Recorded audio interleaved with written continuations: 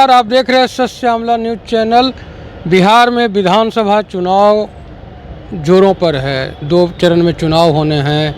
6 नवंबर को पहले चरण का चुनाव है।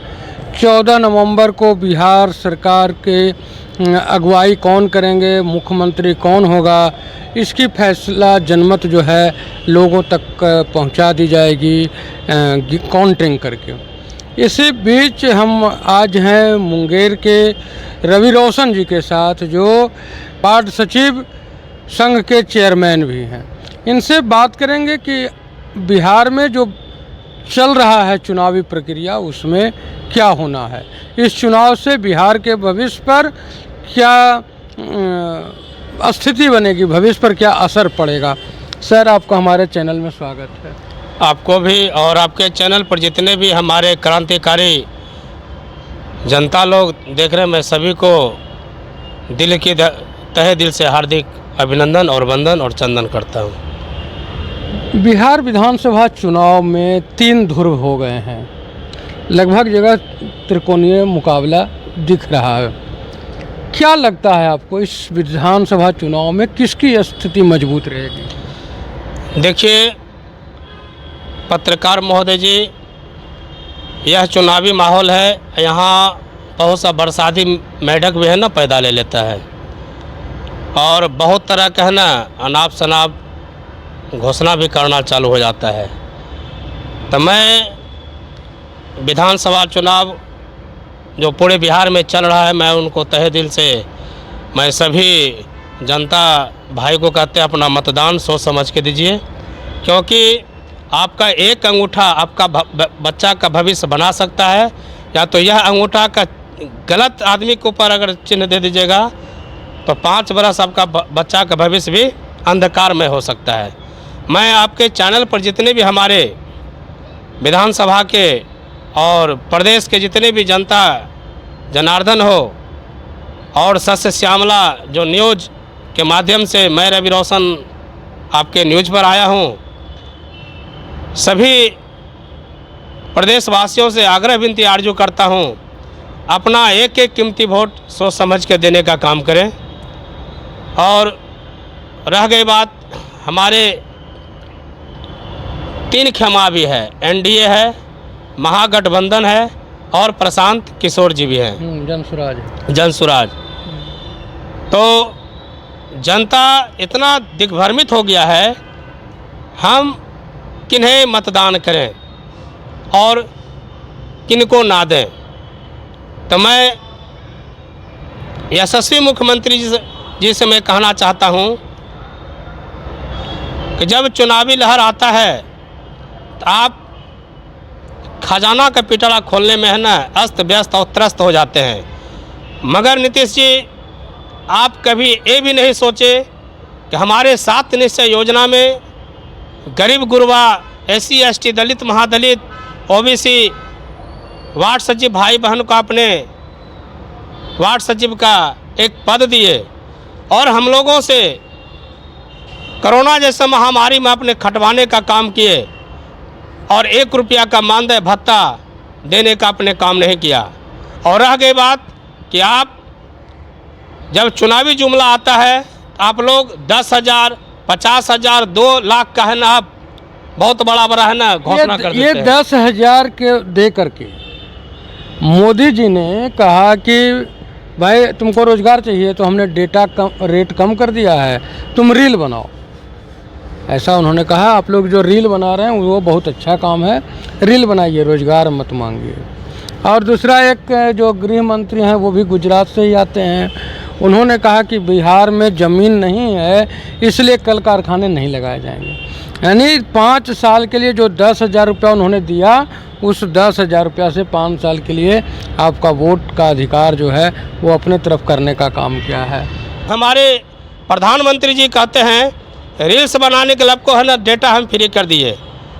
मैं यह मूर्ख प्रधानमंत्री जी से मैं कहना चाहता हूँ, रील्स बनाने में और जो बनाते हैं उनको क्या फ़ायदा होता है? हम लोग पढ़ लिख कर आज हम लोग को है ना, आप लोग केंद्र का सरकार हो या बिहार का सरकार हो, आपने बिहार में मजदूरों का फैक्ट्री बनाए हैं। और रह गई बात जो अमित शाह जी बोलते हैं कि बिहार में ज़मीन नहीं है, तो मैं आपके कैमरा पर ऑन कैमरा फोटोज में हम बोल रहा हूँ, आप गुजरात का जनगणना करा लें है ना ज़मीन का, और बिहार का करवा लें, ज़मीन का सर्वे करवा लें। जी बिहार में वैसा उद्योग लग जाएगा, फैक्ट्री लग जाएगा कि उनको अभी तक है ना ज्ञान और संज्ञान उनको पता नहीं है। आप ऑन कैमरा में बोल देते हैं कि बिहार में फैक्ट्री लगाने का जगह नहीं है, तो क्या बिहार में आतंकवादी पैदा करना चाहते हैं, माओवादी पैदा करना चाहते हैं? अगर बिहार को आतंकवादी ही पैदा करना था तो आप लोग वहाँ बैठे बैठे है ना सत्ता का मलाई खाने में व्यस्त हैं। और यहाँ बिहार का जो है ना पढ़े लिखे साक्षर व्यक्ति, आप क्या कहते हैं, रील बनाओ, आप क्या कहते हैं, आतंकवादी बनाओ। मैं आपके चैनल के माध्यम से मैं बता देना चाहता हूँ, आप गुजरात में फैक्ट्री लगाते हैं और बिहार के आदमी को, बिहार के मजदूर को आप पलायन करवाने में अस्त व्यस्त और त्रस्त हैं। आप मजदूर जो कहते हैं बिहार के लोगों को, इसमें कोई बाहरी नेताओं का दोष नहीं है। हम जहाँ तक समझते हैं कि बिहार के ही जो नेता सत्ता में हैं, मुख्यमंत्री हैं, उद्योग मंत्री हैं, उन लोगों ने पिछले 50 वर्षों में, मैं ये नहीं कहता 20 वर्ष में नीतीश कुमार ने, लालू यादव ने, राबड़ी देवी ने या जगन्नाथ मिश्रा ने क्या किया, उसके नीचे की भी जो पहले की भी जो सरकार थी, पहली सरकार बिहार में आज़ादी के बाद जो बनी, उसके औद्योगिक विकास के बाद आप एक भी ऐसे उद्योग को बता दीजिए जो बिहार में किसी मुख्यमंत्री के शासनकाल में लगा हो। देखिए श्यामल भैया, अमित शाह जी कहते हैं बिहार में ज़मीन नहीं है ना, और हमारे सुशासन बाबू नीतीश जी है, वह कहते हैं कि समुद्र नहीं है इसलिए विकास पुत्र है, और कहते हैं समुद्र रहता तब है ना। हाँ, तब मैं कहना चाहता हूँ, आज़ादी के पहले 39 चीनी मिल था, आपने 20 बरस है ना बिहार में राज किए, 20 फैक्ट्री आप है ना चालू करवा देते चीनी का ही, तो हमने कहते आपने विकास किए, आपने रोड बनवाए, आप सड़क बनवाए, अस्पताल बनवाए, बहुत अच्छा किए है ना, आपका है ना डेवलपमेंट, ग्रोथ एंड डेवलपमेंट का आपका काम चल रहा है। तो ये बताइए, रोड पर जो ठेकेदार है वह रोड बनाएगा तो ठेकेदार का पेट भरेगा, ठेकेदार का पेट भरेगा ना। मैं आपको कहना चाहता हूँ सुशासन बाबू, आपका दिमाग कहाँ है? आप जब मैनिफेस्टो तैयार करते हैं उस वक्त आपका क्या दिमाग चलने चला जाता है? आप अगर बेरोजगारी के ऊपर आप बोलते तो हो सकता है इनको भाजपा वाले इसको हाईजैक किया हुआ है, इस लीडर से नहीं बोल रहे। अभी हमारे मुंगेर के बगल में बरियारपुर एक जगह है, आपने 1 रुपया के दर से आपने अडानी को जमीन लाखों जमीन आपको आपने ले लिए। बरियारपुर में कि पीरपैंती में? मुंगेर का बगल में एक बरियारपुर भी है, बरियारपुर में पीरपैंती तो लेवे किया, बरियारपुर में वह जमीन कहाँ से आया? क्या ईश्वरीय देन था या प्राकृतिक देन था?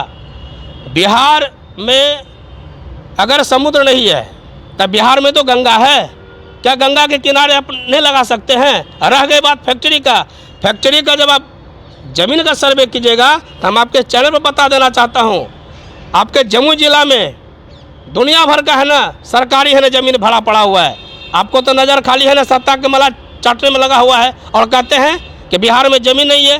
बिहार में हर चीज़ है, मगर आपने बिहार के बच्चों के भविष्य के साथ आप खिलवाड़ करना चाह रहे हैं, बिहार के बच्चों को आतंकवादी बनाना चाहते हैं, बिहार के पढ़े लिखे साक्षर व्यक्ति को आप माओवादी बनाना चाहते हैं, बिहार के गरीब गुरबा के बच्चा को आपने कटोरा लेके कहते भीख मांगो, अपना काम करो, या आप ज़्यादा ग्रेजुएशन किए हैं तो एक रोड के किनारा लेके पकौड़ा तलो, ये क्या सब व्यक्ति का पहचान है? अगर हम लोग पकौड़ा ही तलते तो हम लोग यहाँ क्या करते? पकौड़ा तलना गलत काम है। पकौड़ा तलना गलत काम नहीं है। तो ये बताइए कि मोदी जी कौन सा रेलवे स्टेशन में चाय बेचे थे? आप पत्रकार महोदय जी हैं, अगर आपका बेटा अगर बैग उठा के अगर गुजरात है ना कहेगा हम गुजरात जाएंगे, उस वक्त आपका दिल कैसा जवाब देगा? आपके आँख से आपका बेटा है ना देश प्रदेश कमाने जा रहा, पढ़ा लिखा B.Ed बच्चा किया हुआ है, उनका माता है ना, माता भी रो देती है, उनका जो पत्नी है जब बैग उठाता है पति का मुंह देख के पत्नी रोने लगता है, उनका बाल बच्चा जो बेटा बेटी है वो क्लब जाता है। तो क्या आपने बिहार को मजदूरों का फैक्ट्री बनाया है? आप लोग नेता लोग को शर्म आना चाहिए। बिहार में 20 बरस आपने 20 फैक्ट्री नहीं बनाए, अब कहते हैं बिहार पलायन का है ना, नहीं रोक रहा है। अभी हमारे कहते हैं नोम्बी फेल है, कौन कहता है वो नोम्बी फेल है? उनका दिमाग में वैसा वैसा साइबर कैफे है ना, अच्छा नेता कहना वो। अभी देखिए वो सत्ता में आए या ना आए, हमें सत्ता से मतलब नहीं रहता है। मैंने बात तो जो बेरोजगारों के ऊपर बात करेगा वोट उनको देना चाहिए। इस प्रशांत किशोर की जो नीति है उस पर आप क्या कहेंगे? देखिए हमारे प्रशांत सर जी भी हैं, उन्होंने बहुत सा स्टेटमेंट दिए कि अगर जो देश प्रदेश में काम कर रहे हैं आप लोग आइए, हम टिकट बनाते हैं, आप आइए, हमको वोट दीजिए या ना दीजिए, मगर पढ़े लिखे साक्षर व्यक्ति दीजिए जो कि बिहार में बेरोजगारों का है ना सफाया कर दे। यानी अगर एक घर में एक नौकरी मिलता है तो सोचिए 10 आदमी को नौकरी है ना पेट पाल सकता है। अगर हम आपसे पैसा मांगेंगे, आप हमको 100 रुपया दीजिएगा, 100 रुपया में व्यक्तिगत हमारा पेट भरेगा। अगर आप नौकरी देते हैं रवि रोशन को, वह नौकरी से हम 10 परिवार को लेकर चल सकते हैं। तब प्रशांत किशोर जी और हमारे तेजस्वी यादव जी बहुत अच्छा आदमी है। हम तो कहते हैं पूरे करोड़ों है ना आम नागरिकों को, आप अपना वोट जब दीजिएगा तो अपना बच्चा का एक बार मुंह देख लीजिएगा, अपना पत्नी का मुंह देख लीजिएगा, अपना बेटा का मुंह देख लीजिएगा, अपना बूढ़े माँ बाप का मुंह देख के आप जो अंगूठा काटने जा रहे हैं कीमती वोट दीजिएगा, ताकि अपना बेटी बाल बच्चा बेटा का भविष्य जो उज्जवल करे उनको चुनिए। भ्रष्ट पदाधिकारी भ्रष्ट नेताओं को मत चुनिए। हम यशस्वी मुख्यमंत्री जी को मैं कहना चाहता हूँ कि हमने आपके ड्रीम 7 निश्चय ड्रीम प्रोजेक्ट में हमने 8 वर्ष हमने कीमती समय दिए। किसी का 1 घंटा का यानी 24 घंटा का समय निकल जाता है, कहता मेरा समय बर्बाद हो गया। हमने तो हुजूर आपका 8 वर्ष हमने अपना समय दे दिए। आप कहते हैं हम नौकरी देंगे, आपने हमें नौकरी दे के घर से बेघर कर दिए। हमारे वार्ड सचिव भाई बहन में मैं कैमरा के सामने बोल रहा हूँ, वार्ड सचिव में जब हम लोग आए थे बड़ा हर्षोल्लास के साथ आए थे। अब इतना दिनचर्या खराब हो गया है कि वार्ड सचिव का पत्नी भी है ना अपना पति को डिवोर्स दे रहा है। कि क्या फ़ायदा ऐसा है ना वार्ड सचिव बनने से? उनका बेटा, उनका गांव समाज उनको तिरस्कार करता है। तो मैं नीतीश बाबू से मैं कहना चाहता हूँ, आपने जिनको पैदा किए वार्ड सचिव को, उनको तो आप लावारिस बना दिए। और रह गई बात हमारे भाई तेजस्वी जी में, अगर हर घर में नौकरी बांट रहा है, यह पुरुष नहीं, यह महापुरुष है ना। और हमने भी तेजस्वी जी से मिले, उनसे आग्रह विनती आरजू किए। पूरे बिहार में हम लोग 1,14,600 का वार्ड सचिव भाई बहन है। तो तेजस्वी भैया अगर जब आप नौकरी ही बांट रहे हैं, अगले साल ने आप भी है ना लंबा चौड़ा हवा दिए थे, मगर इस बार भी आपके शरण में हम आया हूँ। इस बार है ना हम लोग को जगह दीजिए, क्योंकि हम पढ़े लिखे हैं, हमारे साथ 4 ठो बाल बच्चा है, परिवार है, गांव समाज है। जब हम लोग पटना आते हैं तो गांव समाज वाला है ना ताना मारता है, भाई तो क्या वो 8 बरस काम किया, अलोली पॉप है ना थमा के छोड़ दिया। तो मैं आपके चैनल के माध्यम से मैं नीतीश बाबू जी को, प्रशांत सर जी को और तेजस्वी भैया को मैं कहना चाहता हूं कि हमें नौकरी दे या ना दे, मगर आप लोगों से आग्रह विनती करता हूं कि बिहार में कम से कम जो फैक्ट्री वर्षों से बंद पड़ा है आप उनको चालू तो करवा दीजिए। मुंगेर में बंदूक फैक्ट्री, जमालपुर कारखाना है, चीनी मिल है, आप इस सब को है ना चालू करवा दीजिए। सोचिए हमारा बिहार है ना उज्जवलमय और अच्छा है। अभी आप रवि रोशन जी को सुन रहे थे, इनका कहना है कि आप वैसे नेताओं को मतदान करें जो आपके लिए और आपके भविष्य के लिए, यानी आपके बच्चों के लिए, आपके नेक्स्ट पीढ़ी के लिए काम करे। ये नहीं कि वो यहाँ सत्ता में आ जाए और अपने बच्चे को विदेश भेज करके उसको शिक्षा की व्यवस्था करे, उसके रोज़गार की व्यवस्था करे, और आप फिर किसी जनरल ट्रेन के डब्बे में घुस करके दिल्ली मुंबई जाएं और वहाँ जा कर के कमाएं। ऐसे व्यक्ति को वोट न दें।